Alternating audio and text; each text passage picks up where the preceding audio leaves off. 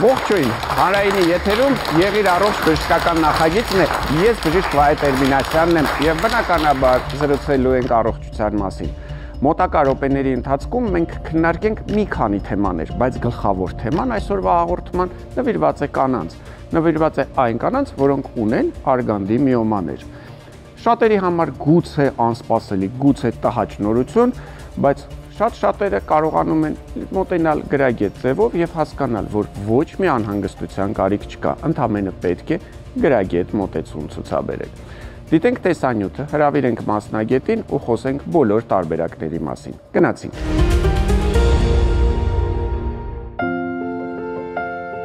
Եթե արգանդի միոմաների դեպքերը պատահում են աֆրոամերիկացի կանանց շուրջ 60%-ին, ապա սպիտակամաշղ կանանց միայն 40%-ի մոտ են դրանք հայտնաբերվում։ Այս վիճակագրությունը ամերիկացի կենսաբան վերարտադրողական առողջության մասնագետ Դոննա Դեյբերդի երկար տարիների աշխատանքի արդյունքն է։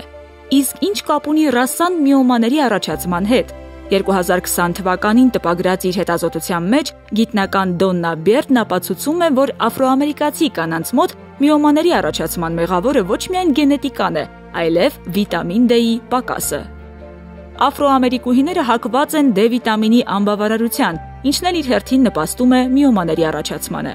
Միոման արգանդի մկանային հյուսվածքից զարգացող բարորակ ոչ քաղցկեղածին նորագոյացություն է։ Դրա համար է, որ բժիշկներն այն հաճախ անվանում են նաև մկանուռուցք։ Ռասա, տարիք, ժառանգականություն, հորմոնային խանգարումներ, սրանք են միոմաների առաջացման հիմնական ռիսկի գործոնները։ Առողջապահության համաշխարհային կազմակերպության 2023 թվականի տվյալներով արգանդի միոման ախտորոշվում է վերարտադրողական տարիքի կանանց 30-ից 35%-ի շրջանում, սակայն վերջին տարիներին այն առավել հաճախ է սկսել հանդիպել չծննդաբերած և ավելի երիտասարդ կանանց մոտ։ Դե ինչ հարգելի հեռուստադիտողներ, դիմավորենք մեր այսօրվա առաջին հյուրին, իսկ իմ առաջին հյուրը բժիշկ ռադիոլոգ Լուսին Զիրոնն է, դիմավորենք։ Ողջույն բժշկուհի։ Ողջույն։ Եվ այսպես մենք այսօր զրուցում ենք արգանդի միոմաների մասին, բնականաբար, քանի որ դուք ռադիոլոգ եք, ապա մենք փորձելու ենք հասկանալ նախ եւ առաջ ախտորոշման մեթոդների մասին, բայց մինչեւ բուն ախտորոշմանը հասնել, եկեք մի թեթև հիշենք անատոմիան ու փորձենք հասկանալ, թե ինչ է իրենից ներկայացնում արգանդը, մոտավորապես ինչ չափսեր ունի եւ որտեղից են հայտնվում այդ չարաբաստիկ միոմաները։ Առհասարակ ցանկացած խնդիր ճիշտ մեկնաբանելու համար պետք է նախ շատ լավ տիրապետել անատոմիային։ Ներկայացնենք արգանդը, այսպիսի տանձաձև կառուցվածք ունեցող, փոքր կոնքի խոռոչում տեղակայված, մկանային եւ գեղձային շերտից բաղկացած մի հյուսվածք։ Իրականում արգանդը սրանից անգամ մի քիչ ավելի փոքր է, սա մի քիչ մեծոց է։ 4-ից 5 սանտիմետր երկարություն, մոտավորապես 3-ից 4 սանտիմետր լայնություն ունեցող փոքրիկ մի օրգան, որի մեջ պատկերացրեք, որ երբ գալիս է անհրաժեշտ պահը, այս արգանդը այնքան է կարողանում մեծանալ, որ նրա մեջ կարողանում է մի երեխա տեղավորվել, անգամ ոչ մեկը կարող են 2-ը, 3-ը տեղավորվել։ Ֆանտաստիկ օրգան է։ Իրականում այդ ամբողջը տեղի է ունենում մկանային շերտի հաշվին։ Եթե այսպես պատկերացնենք արգանդը քանի շերտերից է կազմված, մենք կհասկանանք, որ յուրաքանչյուր շերտ ունի իր դերն ու նշանակությունը։ Արտաքինը սերոստաղանթն է, շճային մի շերտ, գալիս է երկրորդ այս շերտը մկանային հյուսվածքն է, հիմնական մկանը, որը որ ներսից պատված է գեղձային շերտով։ Մենք ունենք անգամ նկար, որտեղ շատ լավ տրվում են հենց այդ 3 շերտերը, շատ գեղեցիկ կերպով երևում են։ Տեսեք, դրսից բարակ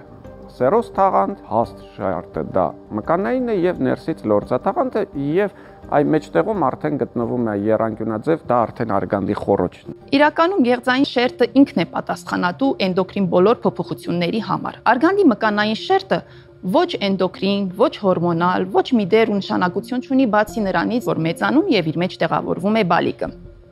Հիմա այդ մկանային շերտը ինչ-ինչ պատճառներով ժամանակի ընթացքում, երբ որ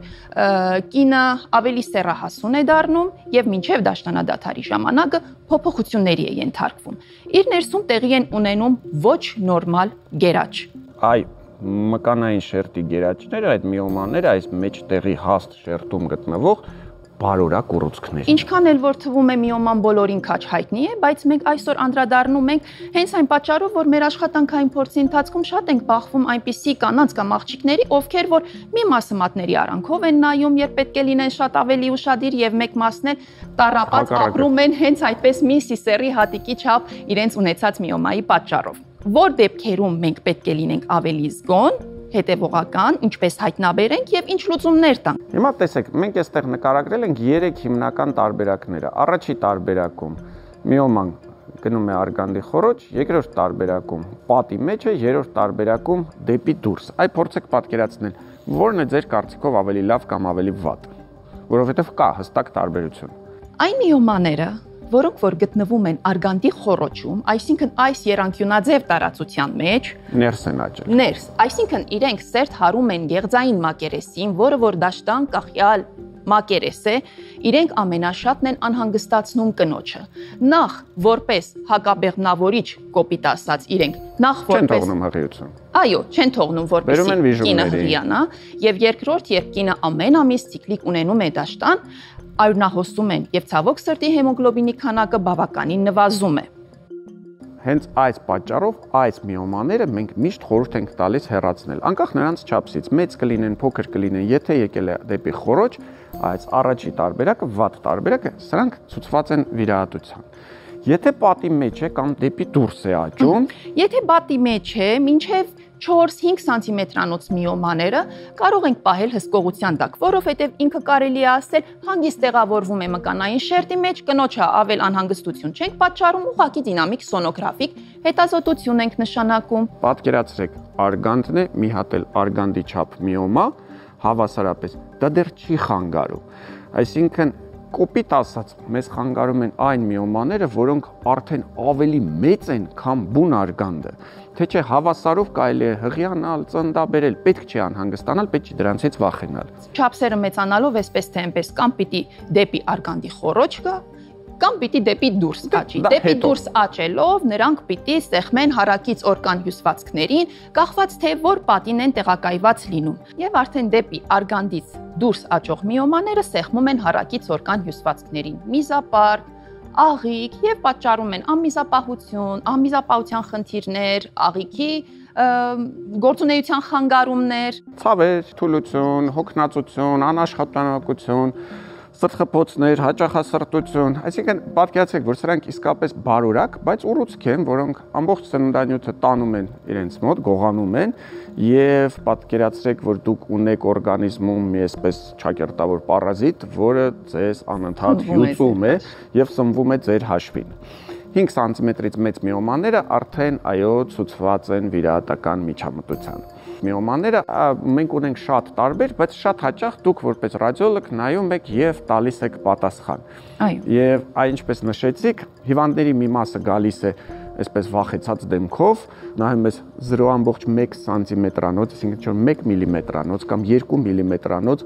բայց հիվանդը շատ ահաբեկված կամ հակառակը ասում է դե անցած տարի էլ էին նայել, օրինակի համար ասում են այսպես մի 7-8 սանտիմետրանոց միոմա է, բայց ասեցին անհանգստանալու բան չկա։ Իդեպ ասեմ, որ միոմաները կարող են շատ տարբեր լինել, դրանք կարող են հասնել 20-30 սանտիմետրի հսկայական խոռոչը ամբողջ որովայնից զբաղեցնել, քեզ թվում է հիվանդը հղի է, բայց պարզվում է, որ դա միոմա է, բայց այս չափի միոմաները նույնպես շատ սովորական երևույթ են եւ իդեպ ասեմ, որ սրանցով նույնպես հանգիստ կարելի է արգանդը պահպանել, միոման միայն հեռացնել, եթե անգամ պատի մեջ է, ներսում է, որևէ խնդիր չկա, այսինքն եթե կինը ուզում է երեխա ունենալ եւ պահպանել արգանդը, որևէ խնդիր չի այս միջամտությունները իրականացնել։ Եկեք անդրադառնանք պատասխաններին, որովհետեւ հիմա ես խորհուրդ կտամ այն մարդկանց, որոնք անցել են սոնոգրաֆիկ հետազոտություն, ունեն տանը իրենց մոտ, բացեք ձեր սոնոգրաֆիաները, որովհետեւ այնտեղ դուք կտեսնեք թվեր։ Երբ որ նկարագրում են միոմաները, գրած է լատինատար FIGO, այսինքն ֆիգո եւ գրած է թիվ 0 1 2 3 4 5 6 7 Հիմա փորձենք բացատրենք ինչ են այդ թվերը իրենցից ներկայացնում, որ դուք էլ հասկանաք, թե ձեզ մոտ ինչ պատասխան է եւ ինչ ունեք։ Մենք իրականում աշխատում ենք միշտ բոլոր վերջի դասակարգումներով, որովհետև դա հեշտացնում է ռադիոլոգի եւ վիրաբույժի համագործակցությունը օգուտ այցելուի, օգուտ հիվանդի, որպեսզի լրացուցիչ այլ հետազոտությունների կարիք չլինեն։ Այստեղ թվերը տեսնում եք 1-ից մինչև 0-ից մինչև 7 թվերը։ 0-ն այն միոմաներն են, որոնք որ արգանդի խոռոչում են։ Մեկը երբ հիմնական մասը խոռոչում է, բայց ունի այնուամենայնիվ աննշան դեպի մկանի մեջ հատված։ Երկուսը մեկի հակառակը։ Հիմնականը մկանի շերտի մեջ է, փոքր մասը դեպի խոռոչ։ Իրականում 0-ն, 1-ը, 2-ը, ինչու՞ չէ նաև 3-ը, իրենք ամենաշատ արյունահոսող եւ երևի միակ արյունահոսող միոմաներն են։ 3-ը արգանդի մկանային շերտի մեջ է, բայց խոռոչի եզրով է։ Հարում է խոռոչին։ Հարում է խոռոչին, այս 1-ի նման։ 4-ը այն դասակարգումն է, երբ լիարժեք արգանդի մկանային շերտի մեջ է, 5-ը մկան եւ մի փոքր դեպի արգանդից դուրս, 6-ը հիմնականում դուրս մի փոքր արգանդի մկանային շերտի մեջ եւ 7-ը արգանդի սահմաններից դուրս։ Դա կարող է լինել ոտիկի վրա կամ ընդհանրապես կապանների մեջ։ Այսինքն հիմա տեսակ ձեր մոտ եթե պատասխանը գրած է Figo 0, 1, 2, այդ թվերի պարագայում միանշանակ ցուցված է վիրահատություն, եթե գրված է 3, 4, 5, 6, 7, ապա այս պարագայում մինչև 5 սանտիմետրանոց անհանգստանալու ոչինչ չկա։ Անցնենք բուժման թեմաներին եւ փորձենք հասկանալ, որ ունենք բուժման ժամանակակից տարբեր մեթոդներ։ Եթե դրանք 0, 1, 2 են, ներս են, ապա դրանք կարելի է հեռացնել հատուկ սարքերով, հիստերոսկոպիկ սարքերով, առանց կտրվածքի փոքր գործիքով մտնում ենք արգանդի ներս եւ հեռացնում ենք։ Եթե դա 4, 5, 6, 7 է եւ 5 սանտիմետրից մեծ են, ապա մենք արդեն մտնում ենք լապարասկոպիկ, 4 փոքրիկ անցք ենք անում, 2-ը 0.5 սանտիմետրանոց, 2-ը 1 սանտիմետրանոց եւ հեռացնում լապարասկոպի օգնությամբ, եւ եթե պատի մեջ է, բայց չի հասել 5 սանտիմետրի, ասենք 3 սանտիմետր է, 4 սանտիմետր է, բայց կինը մտածում է, ասում է, այսօր 3-4 է, թողնեմ, վաղը կդառնա 5-6 ու կգնամ վիրահատության, գուցե կա ինչ-որ տարբերակ, այսօր Հայաստանում կա այդ տարբերակը, մենք կարող ենք կանգնեցնել հատուկ միջամտությամբ դրանց աճը եւ թույլ չտալ, որ հետո արդեն հասնեն վիրահատական միջամտության։ Արդյոք վիրահատված բուժառում, որի միոմաները հեռացրել են եւ արգանդը պահպանել են, կարող է ինքնուրույն ծննդաբերել, թե պարտադիր պետք է գնա կեսարյան հատման։ Ոչ, իհարկե, կարող է եւ հանգիստ ծննդաբերել։ Դա համարվում է հարաբերական հակացուցում եւ որոշում է բժիշկը, ամեն դեպքում դա միանշանակ հակացուցում չէ։ Եվ վերջին հարցը, մինչեւ որ տարիքը կարող են միոմաներ առաջանալ կամ եղածները մեծանալ։ Միոմաները իրենց նշանակությունն ու դերը կորցնում են դաշնանադադարից հետո։ Նորերը չեն առաջանալու, եղածները չեն մեծանալու։ Եվ դաշնանադադարից հետո իրականում թեման փակված է։ Դե ինչ հարգելի հեռուստատողներ, կարծում եմ, որ այսօր ձեզ այն ջրականջուրը մի քիչ պատկերացում կազմեց, թե ինչ են իրենցից ներկայացնում արգանդի միոմանները, ինչքանով են դրանք վտանգավոր, ինչպես հետազոտվել եւ երբ դիմել բժշկին։ Իմ հյուրը Լուսին Զիրոնն է, ռադիոլոգ, մնացեք մեզ հետ։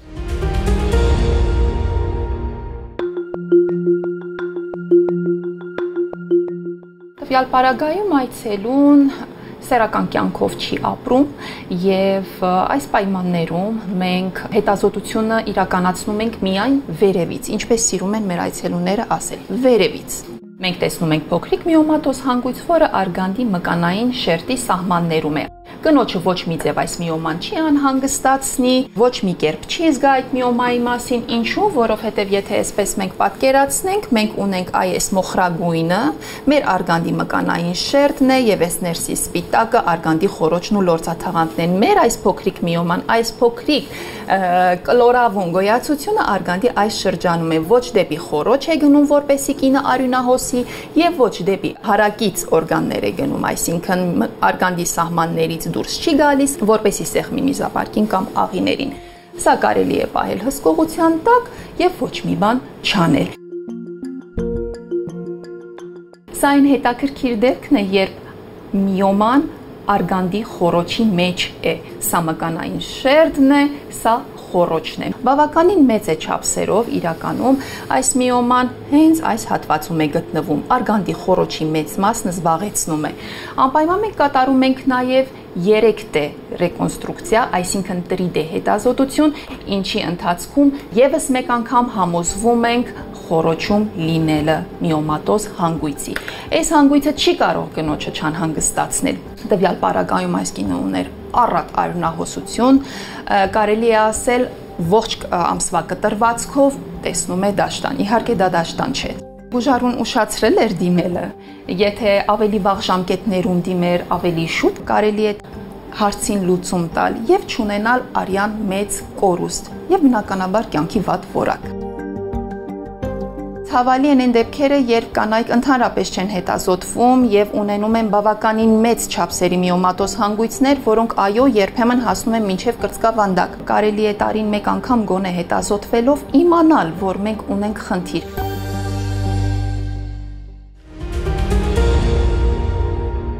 Հաղորդման հովանավորն է պտղաբերության կենտրոնը, որտեղ իրականություն է դառնում յուրաքանչյուր զույգի կամ միայնակ կանանց զավակներ ունենալու երազանքը։ Եվ այսպես հարգելի հեռուստատողներ, շարունակում ենք հաղորդումը, շարունակում ենք ծնողների դպրոցով, որտեղ մենք խրախուսում ենք երեխաներին առաջին հերթին չվնասել, երկրորդը սիրել, երրորդը անպայման հետևել նրանց առողջությանը։ Իսկ այդ գործում մեզ օգնում են մանկաբույժները եւ Գայանե Հովհաննիսյանին ենք դիմավորում, հրաշալի մանկաբույժ, որ այսօր մեզ կպատմի բազմաչափ տառապած վիտամին D-ի մասին։ Եվ այսպես վիտամին D-ն տալիս ենք ծննդյան առաջի օրվանից։ Ծննդյան առաջի օրվանից ըստ մեր ազգային օրացույցի 500 միջազգային միավոր կյանքի առաջի 2 տարիների ընթացքում անդադար։ Բոլորին։ Բոլորին, այո։ Կա կանոններ, որ ժամին, ինչ ձևով, ոնց։ Կա այսպես մոտեցում, որ պետք է տալ օրվա առաջի կեսին, բայց դա հաստատված չէ։ Ես միշտ մայրիկներին խորհուրդ եմ տալիս, եթե նույնիսկ մոռացել եք եւ երեկոյան ժամը տվեք ձեր բալիկի վիտամին D-ի հերթական դոզան։ Ցանկալի է, որ դա արվի առավոտյան։ Իհարկե, ցանկալի է օրվա առաջի կեսով, բայց եթե մոռացել եք, կերակուրների արանքում էլ կարելի է տալ շատ հանգիստ եւ քանի որ նորածիններին բավականին բարդ է կերակուրների արանքում տալ, քանի որ ուտում է եւ քնում բալիկը, հետեւաբար մինչեւ կերակրելը վիտամին D-ն տալիս են եւ շարունակում են կերակրել։ Եկեք երկու տեսանկյունից նայենք։ Առաջի տեսանկյունը մենք տալիս ենք վիտամին D-ն, որպեսզի ինչ լինի, եւ մենք եթե հանգարց չտանք վիտամին D-ն, ինչ կլինի։ Հայտնի է, որ վիտամին D-ն մասնակցում է բազմաթիվ նյութափոխանակային պրոցեսների, ինչպես նաև կալցիումի եւ ֆոսֆորի ներծծմանը, որը մեր երեխաների ոսկրերի ատամների ամրությունն է ապահովում։ Կան բավական հետազոտություններ, որոնք նշում են, որ վիտամին D-ն բավական մեծ դեր ունի բորբոքային պրոցեսների մեջ եւ իմունիտետի ամրացման գործում։ Ինչի ենք նշանակում, արդեն նշեցի, որպեսզի ունենանք առողջ ոսկրեր եւ ատամներ, եւ եթե երեխայի մոտ կա վիտամին D-ի անբավարարություն, երկարատև անբավարարություն, ինքը կարող է իր հետ բերել կալցիումի եւ ֆոսֆորի ներծծման խանգարումների, հետեւաբար ոսկրերի փափկացման եւ բազմաթիվ այլ խնդիրների։ Ժամանակին վիտամին D չկար։ Նախկինում վիտամին D չստացած սերունդը ինչով է տարբերվում ձեր կարծիքով։ Վիտամին D կարելի է ստանալ նաեւ արևի անմիջական ճառագայթների տակ երեխայի գտնվելու միջոցով։ Կարծում եմ նախկինում երևի թե բացը այդպես են լրացրել։ Ուլտրամանուշակական ճառագայթները վնասակար են։ Ասում են, եթե օրվա ընթացքում կես ժամ գտնվես դրսում, ժամը 10-ից հետո, ընդ որում ոչ թե մերկ մարմնով, այլ ընդամենը բաց լինեն թևերդ, բաց լինի դեմքդ, ապա դու այդ համապատասխան արևի ճառագայթների կստանաս վիտամին D։ Սինթեզել օրվա անհրաժեշտ քանակություն։ Լավ։ Հիմա մեծահասակների մոտ, եթե մենք հիմա վերցնենք այստեղ նստածներից բոլորին ստուգենք, ես վստահաբար ասում եմ, որ առնվազն 80%-ի մոտ կլինի վիտամին D-ի պակաս։ Ինչով է դա պայմանավորված։ Կես ժամ դրսում չենք լինում։ Շատ կարևոր է նաև թե օրվա որ ժամին են դրսում գտնվել, թե ինչ անկյան տակ է նաև արևը տվյալ երկրում երկրի մակերես հասել եւ կան արդյոք աղիների հետ կապված խնդիրներ, որտեղ որ վիտամին D-ի եթե սննդի միջոցով է ստացել ներծծումն է խանգարվել, կամ մաշկի որոշակի խնդիրներ, երիկամի եւ լյարդի խնդիրներ, որոնց պատճառով կարող է նույնիսկ մաշկում սինթեզված վիտամին D-ն չվերածվի ակտիվ ձևի եւ չունենա այն ազդեցություն, ինչ մենք սպասում ենք։ Երեխաների պարագայում մենք տանում ենք երեխային անալիզներ հանձնում ենք, տեսնենք իր մոտ վիտամին D-ն լավ է, վատ է, նոր դրանից հետո որոշում ենք նշանակենք թե չնշանակենք, թե առանց որևէ ստուգման բոլորին առաջի օրվանից։ Մինչև 2 տարեկան երեխաները նշեցի, որ բոլորին ենք նշանակում։ 2 տարեկանից բարձր իհարկե վիտամին D-ն ստուգելուց հետո համապատասխան գանգատների առկայության դեպքում, որովհետև ոչ բոլոր երեխաներին մենք ստուգում վիտամին D, Չունի գանգատներ։ Չունի 3 տարեկան երեխա է, չունի ոչ մի գանգատ, նորմալ աճում է, նորմալ ուտում է, նորմալ խմում է, ամեն ինչ նորմալ է։ Անալիզներ չի հանձնել, այդ երեխային պետք է թողնել հանգիստ։ Ըստ վերջին մոտեցումների թողնել հանգիստ։ Իսկ եթե ես այնուամենայնիվ ամենառավոտ վիտամին D ուզում եմ տալ։ Պրոֆիլակտիկ քանակով վիտամին D երեխաներին կարելի է, դա 500,000 միջազգային միավորն է, կախված արդեն տարիքից։ 3 տարեկան երեխային, եթե ես 500 միավոր ամեն օր վիտամին D տամ, դրանից որևէ վատ բան կարող եմ անել։ Դա այն դեղաչափը չի, որը կարող է վնաս առաջացնել։ Մնացածը քննարկեք ձեր մանկաբույժի հետ, արդեն որոշեք, ուզում եք տալ, չեք ուզում տալ, ուզում եք ստուգել, չեք ուզում ստուգել։ Առաջի 2 տարին ուզում եք, չեք ուզում, խելոք սուսպուս ամեն օր տալիս եք առավոտյան ժամերին, չմոռանաք։ Դրանից հետո արդեն քննարկեք, արդեն այստեղ ստանում ենք որոշակի ազատություն։ Ես եթե անկեղծ ասած կնախընտրեի, որպեսզի բոլորին էլ տայինք։ Տանք եւ սնունդն էլ ապահովենք վիտամին D-ով։ Ես դրա կողմնակիցն եմ, բայց մանկաբույժը ասում է, որ կարելի է եւ նորմայի պարագայում չտալ։ Քննարկելու հարց է, ընտրելու հարց է։ Կարելի է, բայց բուժական դեղաչափերը շատ հաճախ մայրիկների են ընդունում, որը որ արգելվում է։ Չէ, մեծ դոզաներով չենք տալիս։ Դրա մասին հիշում ենք։ Սա ծնողների դպրոցներ, մնացեք մեզ հետ։ Շարունակում ենք հաղորդումը, իմ հյուրը այսօր տեղագործական գիտությունների դոկտոր ԵՊԲՀ պրոֆեսոր Նաիրա Չիչոյանն է, ողջույն։ Ողջույն։ Եվ մենք խոսում ենք բոլորից հայտնի կտավատի մասին։ Տարբեր երկրներում, տարբեր ազգերի մոտ կա այս մշակույթը կտավատը օգտագործելու, փորձենք հասկանալ վերջապես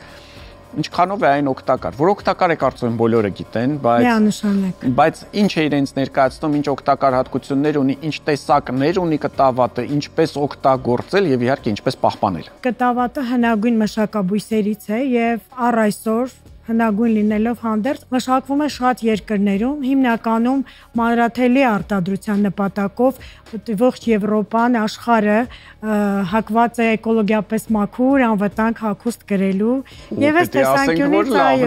այո, կտավատի գնում է մանրաթելերի արտադրություն եւ այդ մանրաթելերը վերածվում են հագուստի։ Սա այս տեսանկյունից է հետաքրքրություն ներկայացնում, բայց որ կտավատը համարվում է ամենապիտանի բույսը եւ այդպես էլ իր լատինական անվանումն է լինում Iusitatissimum, այսպես հա, կիրառական, ամենապիտանի, հունարենից, լատիներենից թարգմանաբար օգտագործելի, այո, կտավատը վուշ, իդեպ ավելի բառարանային անվանումը վուշն է, վուշ սովորական, վուշ պիտանի եւ խոսակցական լեզուն կտավատ։ Սա հայտնի է աշխարհի բոլոր երկրներում, իսկ առհասարակ այն համարվում է ամենապիտանի, որովհետև սերմերը համարվում են արժեքավոր դեղահունք։ Պարունակում են կենսաբանորեն ակտիվ տարբեր նյութեր։ Պետք է նշեմ, որ կենսաբանորեն ակտիվ նյութերի շարքում աչքի ընկնում իր պարունակությամբ օմեգա 3 շարքի պատկանող կիսաչհագեցած ճարպաթթուն, ալֆա լինոլենաթթուն, իհարկե այնտեղ կա նաև պալմիդինաթթու, օլեինաթթու, բայց արժեքավոր է ալֆա լինոլենաթթուն, ինչի համար, որը օմեգա 3-ի, այո, կիսաչհագեցած ճարպաթթուներից է։ Այն շատ կարևոր է մեր սիրտ-անոթային համակարգի համար, քանի որ այս կիսաչհագեցած ճարպաթթուները արյան մեջ խոլեստերինի մակարդակը նվազեցնում են եւ կան այդպիսի գիտական հետազոտություններ։ Ճիշտ է, ժողովուրդը սա օգտագործում է, գիտի, որ սիրտ-անոթային համակարգի համար օգտակար է, այսպես կոչված խոլեստերինը, հա, իջեցնում է, նվազեցնում է, բայց դա իրոք գիտականորեն հաստատված է հենց այդ կենսաբանորեն ակտիվ նյութի, ուրեմն տարբերակով։ Ինչպես օգտագործել։ Ինչպես օգտագործել։ Տեսեք, եթե խոսում ենք օգտագործման մասին, ապա օգտագործելուց առաջ նպատակահարմար է սերմերի այդ բջջաթաղանթը, հա, վնասել, որպեսզի հեշտ լինի նրանից կենսաբանորեն ակտիվ նյութերի լուծամզումը։ Փոշիացված սերմերն են օգտագործում, այո, աղալ, իհարկե օգտագործումից առաջ, որովհետև եթե նախապես աղանք եւ պահպանենք, ապա կենսաբանորեն ակտիվ նյութերը կփչանան, օքսիդանան, այո, նպատակահարմար է օգտագործումից անմիջապես առաջ ամբողջական վիճակում, այսպես։ Ամբողջական, այո, որպեսզի այսպիսի վիճակում օդի հետ շփման մակերեսը փոքրացնում ենք, ապակյա մուկ տարաներում, հա, փակ վիճակում 4 սենյակային ջերմաստիճանի պայմաններում, բայց եթե փոշիացնում ենք, անմիջապես պետք է այդպես օգտագործենք։ Այլ տարբերակ է, եթե յուղն ենք օգտագործում, հա, յուղը այն եւս պետք է պահվի ապակյա մուկ լույսից պաշտպանված տարաներում, սառնարանային պայմաններում կարելի է նույնիսկ կես տարի մինչև 6 ամիս պահպանել։ Այո, իսկ սերմերը այս վիճակում կարելի է 1.5 տարի պահպանել։ Դրա մեջ կան լորձային նյութեր, սպիտակուցային նյութեր, այսպես կոչված լիգնաններ, իսկ դրանք էստրոգենային ակտիվության ուրեմն նյութեր են։ Դա առանձին մի թեմա է, այո, այսօր նույնիսկ դա առաջարկում են մենոպաուզայի շրջանում գտնվող կանանց եւ գիտական հետազոտությունները գալիս են դրան, որ ժամանակն է ոչից մշակել պատրաստուկ այդ նպատակով կիրառման համար։ Դե ինչ հարգելի հեռուստադիտողներ, սկսած ծանոթային համակարգից, սկսած ձեր խոլեստերինի մակարդակից արյան մեջ, վերջացրած կանանց մոտ մենոպաուզալ ժամանակահատվածում օգտագործելու համար մեզ սննդակարգի մեջ, այսինքն դուք կարող եք ցանկացած աղցանի մեջ, ցանկացած սննդի մեջ օգտագործել, բայց այնուամենայնիվ մենք ունենք ինչ-որ չափաբաժին, որից ավել այնուամենայնիվ դուք խորհուրդ չէիք տա։ Եթե օգտագործում ենք սերմերը, ապա օրվա չափաքանակը դա պետք է լինի 20-ից 30 գրամ, դա ստացվում է 2 ճաշի գթալի ուրեմն սահմաններում, ոչ ավելին, ընդ որում պետք է դա օրվա ընթացքում օգտագործել, կարող ես ավելացնել աղցանների մեջ, տարբեր յոգուրտների մեջ, կամ պարզապես կարելի է թրջել սենյակային ջերմաստիճան լորձազատում է գնում, թանզիփով քամել եւ խմել։ Իսկ յուղի դեպքում եւս ուրեմն 2 ճաշի գթալի շրջանակներում օրվա ընթացքում, ոչ մեկ անգամ վանթոնման, պետք է հաշվի առնել, որ օրվա ընթացքում 2 ճաշի գթալը չպետք է գերազանցի։ Կան մարդիկում հակացուցված է ուշը։ Հակացուցված է մինչև 12 տարեկան երեխաներին, հակացուցված է լեղաքարային հիվանդության դեպքում, որովհետեւ կտավատի սերմերը ունեն լեղամուղ հատկություններ, չափավոր լեղամուղ, ամեն դեպքում հակացուցված է լեղաքարային հիվանդության դեպքում։ Բայց պետք է ասեմ, որ կա կտավատի սպիտակ տեսակը, իհարկե շատ տեսակներ կան, բայց որպես դեղահում կարժևորվում է նաև կտավատի սպիտակ տեսակը, եվրոպացիները ավելի հակված են այդ տեսակը օգտագործելը, որովհետև դա ունի հնարավորինս մեղմ ազդեցություն, նույնիսկ համային տեսանկյունից ավելի մեղմ է, այդպիսի արտառոց համային հատկանիշներ չունի, ինչպիսին այս գորշավուն սերմերը, որովհետև այնտեղ այդ լիգնաններ կոչված նյութերը, որոնք որ կողմնակի ազդեցությունների տեսանկյունից կարող են վտանգ ներկայացնել, այնտեղ ավելի քիչ պարունակությամբ են եւ հետեւաբար այս տարիքային խմբում օգտագործելու դեպքում խորհուրդ է տրվում սպիտակ տեսակը։ Շնորհակալություն հարգելի հեռուստադիտողներ, հիշեցնեմ իմ հյուրը այսօր պրոֆեսոր Նաիրա Չիչոյանն էր։ Մենք խոսում էինք վուշի նույն ինքը կտավատի մասին, փորձեցինք բացատրել, որ այո, շատ օգտակար է, բայց իհարկե ունի եւ հակացուցումներ, եւ չափաբաժին, օգտագործեք ու եղեք առողջ։ Մնացեք մեզ հետ։ Ողջույն, ձեզ հետ Գեղեցկության արվեստն է, այսօր խոսելու ենք հիպերհիդրոզից։ Ինչ է հիպերհիդրոզը։ Հիպերհիդրոզը մաշկի քրոնիկ վիճակ է, որի ընթացքում մարդը շատ է քրտնում անկախ ջերմաստիճանից եւ ֆիզիկական ակտիվությունից։ Այն հիմնականում արտահայտվում է թևատակերին, ափերին, ոտնաթաթերին, երբեմն դեմքին եւ մեջքին։ Հիպերհիդրոզը հաճախ ախտորոշում են կլինիկական տվյալների վրա, սակայն պետք է չմոռանալ այն բացառել որոշ նյարդային եւ էնդոկրին խանգարումներից, օրինակ վահանաձև գեղձի գերֆունկցիա, շաքարային դիաբետ, նյարդային համակարգի հետ կապված խանգարումներ կամ սիրտանոթային համակարգի հիվանդություններից, որոնք մենք ախտորոշում ենք արդեն իսկ լաբորատոր տվյալների հիման վրա։ Հիպերհիդրոզին կարող է նպաստել նաեւ որոշակի դեղորայքների ընդունումը, ինչպիսիք են հակադեպրեսանտները, ստերոիդները, որոշ հորմոնալ պրեպարատներ եւ այլն։ Ինչպես է օգնում բոտուլինոթերապիան գերքրտնատայության դեպքում։ A տիպի բոտուլինոտոքսինի ներարկումը արգելափակում է ացետիլխոլինի արտադրությունը նյարդային համակարգերում, ինչը բերում է քրտնագեղձերի ակտիվացման նվազման։ Այսօրվա բուժառուին կատարելու ենք թևատակերի բոտուլինոթերապիա, որի արդյունքը պահպանվելու է 6 ամսից մինչև 1 տարի։ Հարկ է նշել, որ գերքրտնատադրությունը լուծելի խնդիր է։ Այն իհարկե կյանքի տևողության վրա չի ազդում, սակայն կարող է առաջացնել սոցիալական եւ աշխատանքային անհարմարություններ, սթրես։ Իսկ ժամանակին դիմելու ճիշտ ախտորոշման եւ բուժման դեպքում կարող եք ձերբազատվել այս խնդիրներից։